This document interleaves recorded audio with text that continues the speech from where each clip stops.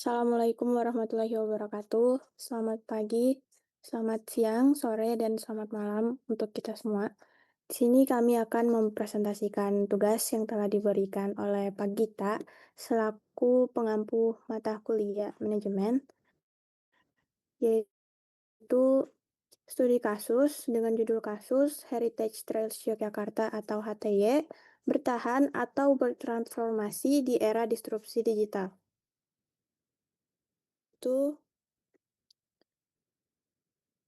Kami izin memperkenalkan diri kami terlebih dahulu. Perkenalkan, nama saya Siti Fadila Malik dan rekan saya. Perkenalkan, nama saya Davina Kalista Wardani. Selanjutnya, profil HTY akan dijelaskan oleh Davina. Baik, Heritage Trails Yogyakarta adalah perusahaan yang ada di Yogyakarta. Dia penyedia tur Heritage Premium di Yogyakarta. Didirikan tahun 2010, fokus pada tur berpemandu ke situs sejarah, budaya lokal, batik, gamelan, kuliner tradisional. Dikenal karena layanan personal pemandu ahli dan pengalaman berkualitas tinggi. Biasanya pelanggan datang dari wisatawan domestik dan mancanegara dan mengandalkan pemasaran tradisional, rekomendasi dari mulut ke mulut, agen perjalanan, dan website sederhana.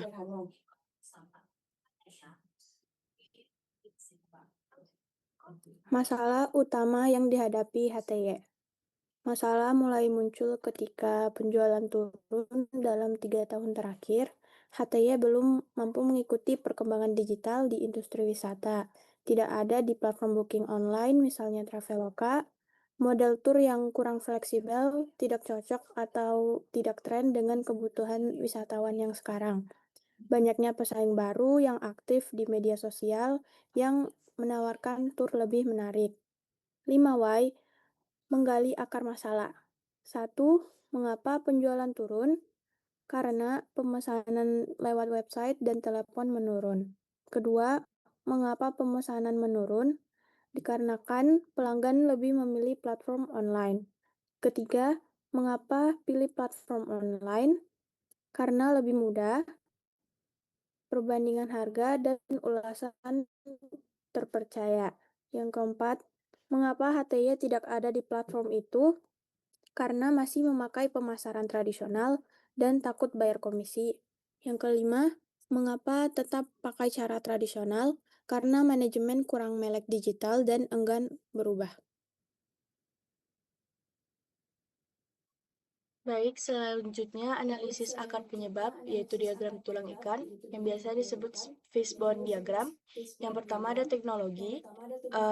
Dari HTI sendiri, websitenya sederhana, tidak ada platform agregator, tidak memanfaatkan media sosial. Lalu ada pemasaran.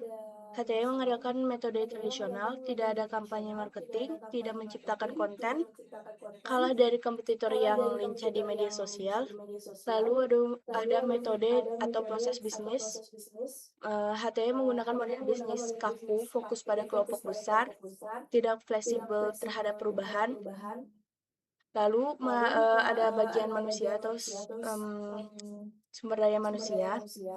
HTI tim inti kurang melek digital, kepemimpinan enggan berubah, resistensi karyawan senior, dan kurangnya pelatihan digital yang membuat penurunan penjualan dan pangsa pasar.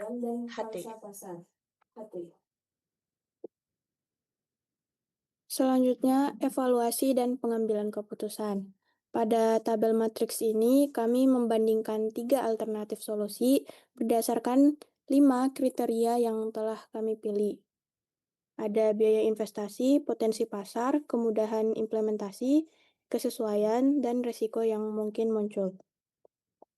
Sebelum membandingkan alternatif solusi, saya mau menjelaskan dahulu gambaran apa itu alternatif A dan C. Alternatif A, transformasi digital total, yaitu HTY sepenuhnya beralih ke digital, seperti membuat aplikasi, memperkuat media sosial, dan menjalankan pemasaran online. Tujuannya untuk mengejar ketertinggalan dengan cepat dan bersaing langsung dengan pemain digital yang besar. Lalu alternatif B fokus pada niche premium, yaitu HTY tidak mengejar pasar digital massal, tetapi fokus pada tur yang premium, misalnya meningkatkan kualitas tur agar lebih eksklusif dan personal. Contohnya tur privat, ya. Lalu alternatif C, hybrid dan kemitraan strategis, yaitu HTY tetap mempertahankan tur premium sambil mulai masuk ke dunia digital secara bertahap lewat kerjasama dan platform online dan startup tour. Pertama dari sisi kriteria biaya investasi. Pada alternatif A, membutuhkan biaya yang sangat tinggi karena HTY harus membuat aplikasi, konten digital, dan promosi marketing. Pada alternatif B, membutuhkan biaya yang rendah hingga sedang. Lalu alternatif C, memerlukan biaya yang sedang karena mengandalkan kemitraan dan pelatihan internal. Lalu pada sisi kriteria potensi pasar, alternatif A memiliki potensi pasar yang sangat tinggi karena menjangkau pasar global. Pada alternatif B, memiliki potensi yang rendah karena menyasar pasar niche yang kecil. Lalu pada alternatif C, memiliki potensi pasar yang sedang hingga tinggi. Lalu kriteria kemudahan implementasi. Pada alternatif C, dinilai rendah karena membutuhkan perubahan operasional yang sangat besar. Lalu pada alternatif B, paling mudah diterapkan karena tidak banyak perubahan sistem. Lalu pada alternatif C, berada di tingkat yang sedang karena memerlukan penyesuaian sistem tetapi dilakukan secara bertahap. Selanjutnya, sisi kesesuaian. Alternatif A berpotensi menimbulkan benturan internal antara karyawan lama dan tuntutan digitalisasi. Pada alternatif B, memiliki kesesuaian yang tinggi karena masih mengikuti model layanan HTY pada saat ini. Pada alternatif C, kembali berada di posisi sedang karena tetap mempertahankan sebagian model lama sambil mulai menerapkan perubahan. Pada kriteria risiko, alternatif A memiliki risiko tertinggi karena membutuhkan investasi besar dan perubahan drastis. Pada alternatif B, risikonya sedang. Pada alternatif C, juga memiliki risiko sedang, namun lebih terkendali karena dilakukan secara bertahap dan didukung dengan kemitraan. Selanjutnya, Baik, di sini kami memilih keputusan alternatif C, hybrid dan kemitraan strategis, karena alternatif ini dipilih memiliki risiko yang paling rendah. Kita tidak perlu melakukan investasi besar, seperti membuat aplikasi sendiri, sehingga beban biaya lebih ringan. Lalu proses transformasinya juga bertahap, jadi tidak langsung mengubah seluruh operasi dan tidak mengganggu kegiatan yang sudah berjalan. Alternatif C juga punya keunggulan karena bisa menjangkau dua segmen pasar sekaligus. Yang pertama tuh pelanggan premium yang sudah tetap bisa terlayani. Yang kedua itu ada generasi muda yang bisa masuk melalui platform digital. Selain itu, kemampuan sumber daya manusia juga meningkat karena ada pelatihan digital untuk para pemandu dan adanya kemitraan strategis bersama startup tour digital. HTI bisa memanfaatkan teknologi tanpa harus mengembangkan semuanya. Jadi, secara keseluruhan, alternatif C kami nilai sebagai pilihan yang paling realistis dan memiliki dampak jangka panjang terbaik.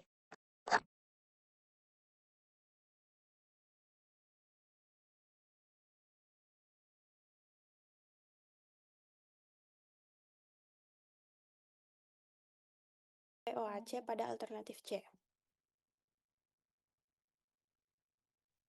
Perbedaan problem solving dan decision making.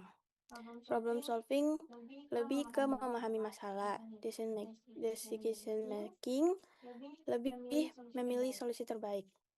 Problem solving berfokus pada mengidentifikasi masalah yang terjadi, menggali akar penyebab, yaitu root cause, lalu analisis kondisi masa lalu dan masa kini, fokusnya pada mengapa masalah terjadi.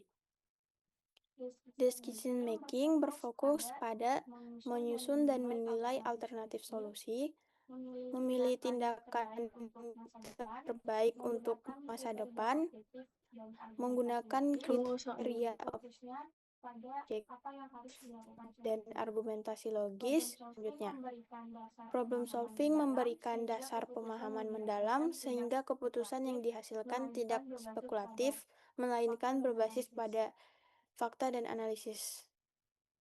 Selanjutnya,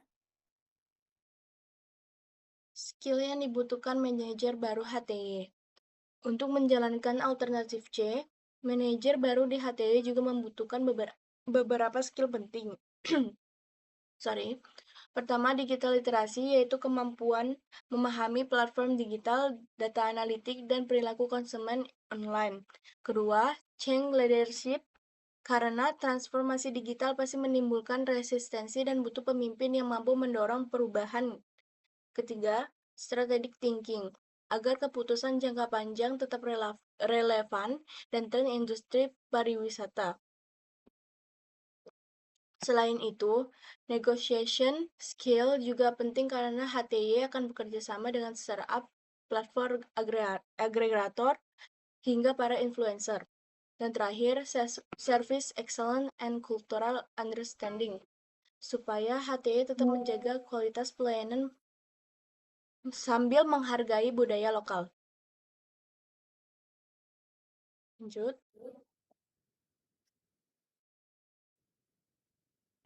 penerapan POAC pada alternatif C. 1. Planning, perencanaan. Merancang tur digital yang friendly, menentukan target penjualan untuk kanal platform, lalu membuat timeline transformasi 12 hingga 12 bulan, dan terakhir menyusun anggaran pelatihan dan biaya kemitraan. 2. Organizing, pengorganisasian, membentuk tim digital transformation, menentukan role seperti content creator, partnership officer, dan digital guide. Lalu menyusun SOP baru untuk menangani booking dari 2 channel berbeda. Pada ketiga, actuating pelaksanaan. Menjalankan pelatihan pemandu terkait digital literasi, meluncurkan tur standar HTY di platform agregator, lalu kolaborasi dengan influencer lokal, travel tiktokers, dan startup tur digital. Lalu terakhir, mengoptimalkan website untuk paket premium. Keempat, controlling, pengendalian. Monitoring review dari platform seperti rating, komentar, repeat order. Lalu evaluasi data penjualan tiap bulan. Lalu perbaikan berkelanjutan pada rute tour, pricing, dan konten promosi. Selanjutnya audit kinerja, kemitraan, dan ROI digital.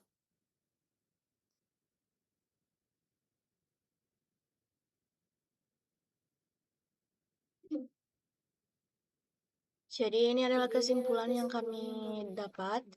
Jadi HTM mengalami penurunan kinerja karena belum mampu beradaptasi dengan perkembangan digital. Masalah utamanya berasal dari pemasaran yang masih tradisional, kurangnya kemampuan digital, dan minimnya inovasi tur. Hasil analisis menunjukkan bahwa strategi terbaik adalah alternatif C, hybrid, dan kemitraan, karena risikonya rendah, dapat diterapkan bertahap, dan mampu menjangkau lebih banyak pasar. Keberhasilan strategi ini membutuhkan manajer yang melek digital, mampu memimpin perubahan dan berpikir strategis. Dengan menerapkan POAC dan transformasi bertahap, HTY berpeluang kembali bersaing di era wisata digital.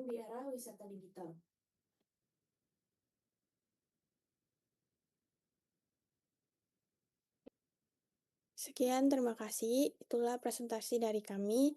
Kami tutup. Warahmatullahi Assalamualaikum wabarakatuh. warahmatullahi wabarakatuh.